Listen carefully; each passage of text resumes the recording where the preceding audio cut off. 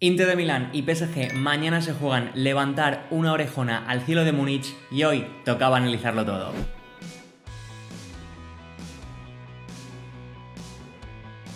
Bienvenido o bienvenida a Área de Penalti. Hoy vamos a intentar explicar cómo el Inter va a tratar de conseguir su cuarta Champions League después de las que ya consiguió en 1963, en 1964 y en 2010.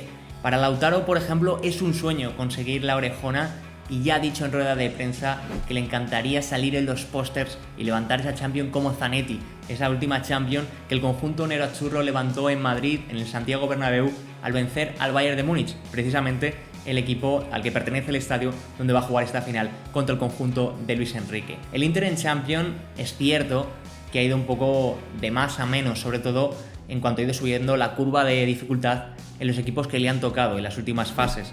Si echamos la vista atrás, el Inter quedó el cuarto clasificado en la fase de Liga, recibiendo solo un gol y una única derrota contra el Bayer Leverkusen en un partido en el que el conjunto alemán marcó justo al final del encuentro y se llevó los 3 puntos. El resto todo fueron victorias o empates, así el Inter consiguió clasificarse para los octavos sin jugar esa fase previa que sí que jugaría el PSG. En octavos al Inter le podía haber tocado el Milan, pero el estrepitoso fracaso de los vecinos contra el Feyenoord hizo que el Inter tuviese un camino un poquito más fácil, por lo menos en octavos. Vencieron al Feyenoord sin mucha dificultad y se plantaron en cuartos de final contra el todopoderoso Bayern de Múnich, al que recordemos ya habían vencido en esa final de 2010 a la que Lautaro hace alusión. Al Inter de Milán le costó mucho ganar en Múnich, pero consiguió sacar el partido 1-2 y luego ya en la vuelta en Milán, aunque fue perdiendo durante un pequeño tramo del encuentro, el partido podría haber sido la prórroga, sí que consiguió empatar y clasificarse para semifinales. Para Simone Inzaghi, su entrenador, un entrenador al que por cierto podría estar viviendo su último partido como técnico del equipo nerazzurro porque tiene una oferta muy potente de Arabia, dijo que para ellos ese partido contra el Bayern, esos cuartos, fueron una final, que era su verdadera final. Consiguieron así clasificarse para el Barça y nos dejaron una de las mejores eliminatorias de toda la Copa de Europa. Primero con un 3-3 en Barcelona y luego con un 4-3 en la vuelta, con un gol agónico en el último minuto a Chervi después de una exhibición de Lamine Yamal, y ya la prórroga David de Fratesi se convertía en el héroe y perdía incluso el conocimiento prácticamente al celebrar un gol con mucha rabia con la grada del conjunto de Milán. De esta manera el Inter de Milán consiguió clasificarse a una final solo 2 años después de perder aquel fatídico encuentro contra el Manchester City por 1-0. Simone Inzaghi ha dicho que ese partido les ha vuelto más fuertes y que ahora son más veteranos, tienen más experiencia para llevar a cabo una gesta que, como decimos, se convertiría en la cuarta Champions del conjunto nerazzurro. Enfrente estará el PSG, que busca la primera orejona. Luis Enrique lo tiene claro y es que le ha dicho que solo había un objetivo por el que llegó a París y es levantar la Champions, la primera, como decimos, de su historia. El PSG ya jugó en 2020 contra el Bayern, precisamente el último rival contra el que el Inter consiguió la Champions en ese 0-1 con pandemia de por medio que hizo que los parisinos no pudiesen alcanzar la gloria. Vamos a ver si lo consiguen en esta ocasión. Será con un equipo bastante cambiado con respecto a ese 2020 y sin Kylian Mbappé, aunque para Luis Enrique sí ha acertado en los fichajes y el equipo ha mejorado un montón. A principio de temporada, en la Champions, esto no se vio reflejado en los resultados. Aunque el PSG ganó su primer partido, encadenó una racha de 4 encuentros sin ganar contra Arsenal, PSV, Atlético de Madrid y Bayern de Múnich, lo que les hizo que se les complicase mucho el pasar incluso la fase de 16avos, ese play-out. En los últimos encuentros tuvieron que medirse al City de Guardiola y consiguieron sacar el encuentro con un 4-2. Eso sí, Luis Enrique sobre esta fase previa ha comentado en rueda de prensa que no hubo un problema en el juego, sino que fue más bien un fallo de puntería, que no se marcaba las ocasiones que se tenían, que por eso el equipo lo pasó tan mal. Una vez ya en las últimas fases, el PSG, la verdad es que fue un equipo muy solvente, posiblemente con mejores sensaciones que el Inter, a pesar del buen hacer del conjunto de Italia. El PSG consiguió ganar 10-0 al Brest en el global de la fase previa a los octavos y luego ya en octavos se cargó a uno de los huesos más duros de la competición, el Liverpool. Primero ganando en Anfield y luego resistiendo en su estadio, yendo unos penaltis en los que terminaría de coronarse. Una vez eliminado al favorito para ganar esta Champions, parecía que el PSG iba a tener un camino más sencillo, pero sufrió más de lo previsto contra el Aston Villa, aunque eso sí, luego en semifinales consiguió vencer en el Emirates a un Arsenal que se lo puso difícil y ya en la vuelta, con tantos espacios, sí que consiguió llevar el partido donde quería para terminar metiéndose en la final.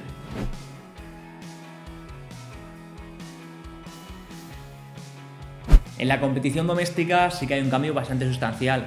Mientras que el PSG consiguió salir campeón con bastante solvencia, el Inter de Milán pudo tirar en una semana toda la temporada por la borda. Se pasó de la ilusión del triplete a las lágrimas por quedarse sin prácticamente nada. En una sola semana el Inter, al perder contra Boloña, Roma y posteriormente Milan en Copa Italia, dijo adiós prácticamente a la Serie A, una Serie A que luego le abrió las puertas, pero Pedro se las cerró en ese empate a 2 contra el Lazio. Y en cuanto a la Copa Italia, el caer 0-3 contra el Milan, el eterno rival, fue un duro golpe para los interistas.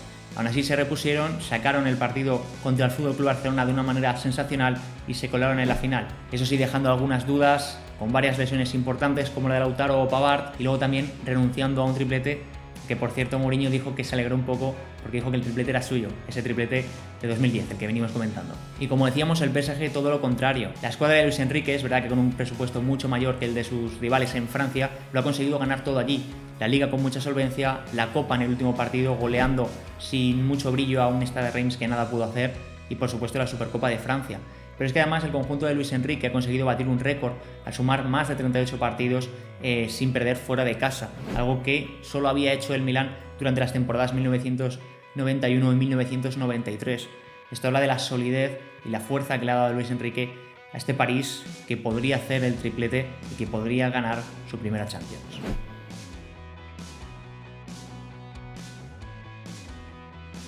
En cuanto a los 11 de cada equipo, parece que no habrá muchas dudas. En el Inter de Milán el 11 sale de carrerilla y es un 11 muy similar al que ya jugó la final contra el City en el 2023, cambiando a 3 futbolistas, Onana, Dzeko y Brozovic.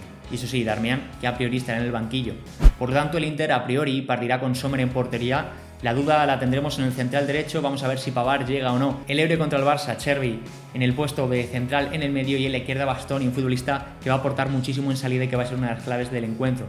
Los carriles serán para Di Marco y para Dumfries. Sabemos de lo que es capaz de hacer el neerlandés y cómo destrozó la defensa del Barcelona, sumando, si no me equivoco, 3 asistencias en el global de la eliminatoria.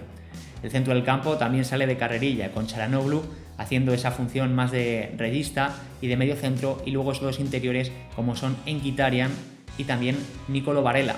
Y en punto de ataque, a priori, Lautaro debería llegar tras esa lesión que le hizo jugar cojo en la primera parte contra el Barcelona, pero Lancy le dio para provocar el penalti y marcar gol. Y luego, por supuesto, un Marcus Thuram que seguro que será un quebradero de cabeza para la defensa parisina. Por parte del equipo de Luis Enrique se espera Donnarumma en la portería, el portero italiano que ha sido una de las grandes certezas de este PSG de Luis Enrique. El interista Graf tomará el puesto de lateral derecho, mientras que Marquinhos y Pacho serán los centrales. Cierra la defensa en la banda izquierda Nuno Mendes. El centro del campo del PSG también sale de memoria, con Vitinha, Joao Neves y Fabián Ruiz. La verdad es que un centro del campo bastante híbrido y con muchísima calidad. Y en la punta de ataque lo esperado es que Doué parta desde la derecha, Kvaratskhelia, que conoce muy bien al Inter, desde la izquierda, y en punta de ataque juegue Dembélé, posiblemente el futbolista más determinante en esta final.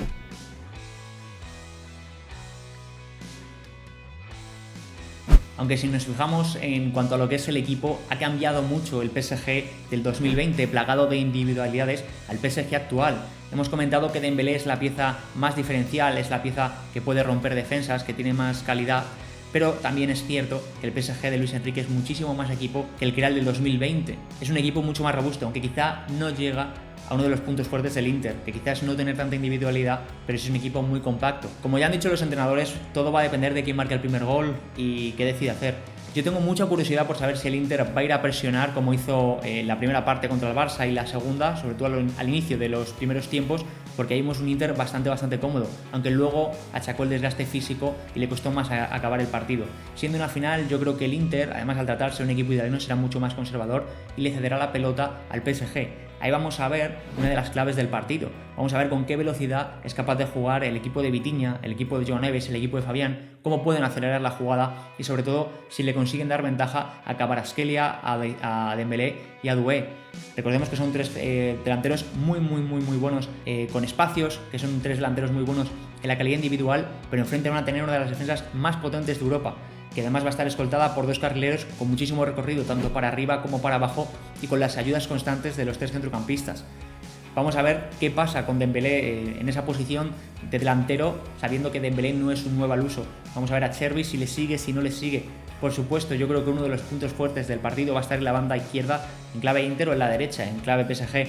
Graf es un futbolista que ofensivamente es maravilloso, pero en defensa sí que le cuesta un poquito más, y para mí uno de los puntos fuertes es que Di Marco pueda cogerle la espalda, ya que Dumfries, que posiblemente sea el futbolista más determinante del Inter en ese sentido, corriendo al espacio, porque nadie lo para, sí que yo creo que va a estar más vigilado y con esas ayudas defensivas del PSG. Pero sin embargo, en la banda derecha, tanto a Graf como Doué me dejan más dudas en el sentido defensivo, y el centro del campo no le veo tan capacitado para ayudar las embestidas cayendo al espacio. Por lo tanto, yo creo que una de las claves por parte de Inter va a estar ahí, en esa banda izquierda, y en ver cómo Inzaghi consigue aprovechar los espacios que pueda dejar a Graf a la hora de subir.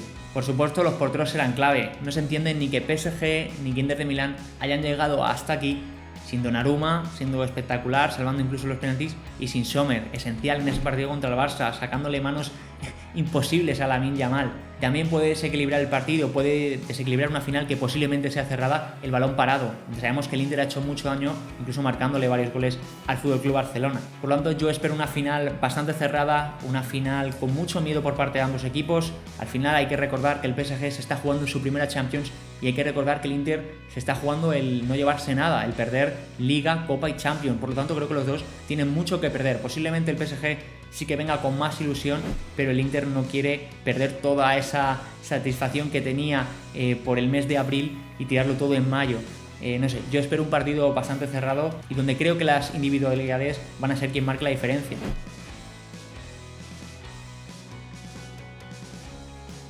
Es por eso que si yo tuviese que quedarme con 3 nombres del partido serían los siguientes. En primer lugar, en clave PSG, ya lo hemos comentado, Dembélé.